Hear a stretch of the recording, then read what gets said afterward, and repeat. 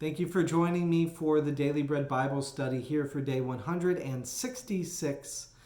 This is Psalms 56 through 61. So Psalm 56, jumping right into it, is a miktam of David when the Philistines seized him in Gath. In verse 9 it says, "This I know, that God is for me." So even with enemies around him, King David trusted in God. In Psalm 57, another miktam of David, it's when he fled from Saul in the cave. It says, "In the shadow of your wing I take refuge until the destroying storms pass by."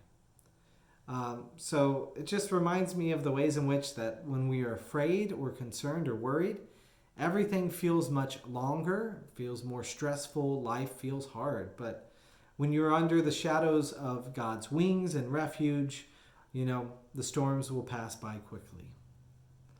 In Psalm 58, there's another miktam of David. In verse 10, it says, "The righteous will rejoice when they see vengeance done.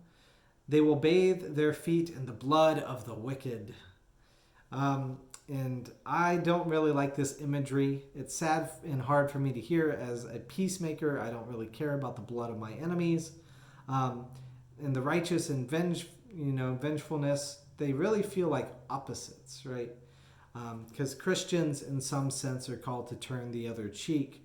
And that doesn't mean to just accept violence, that it will happen, but it means to choose nonviolent ways in order to address the oppression instead of just turning straight to vengeance and rage. In Psalm 59, it's another miktam of David, and when Saul ordered his house to be watched in order to kill him.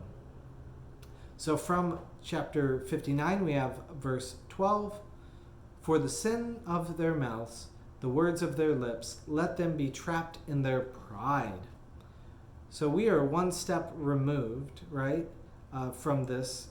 Or one step removed from it could be let people suffer at their own hands, right?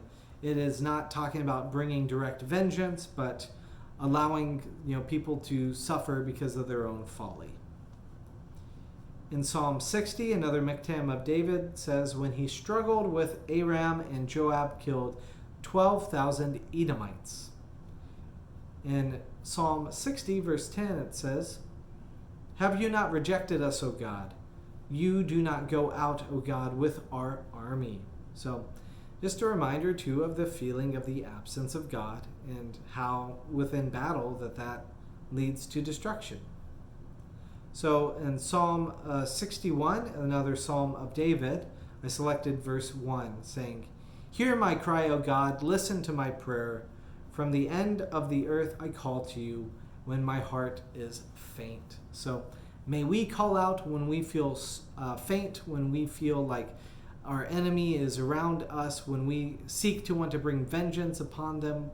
May we be sheltered under God's presence. May we be calm and breathe through the pain, breathe through the challenges, and think about what God might be providing as our next steps. So anyways, thank you for joining me for this Daily Bread study, and we will look at some more Psalms next time.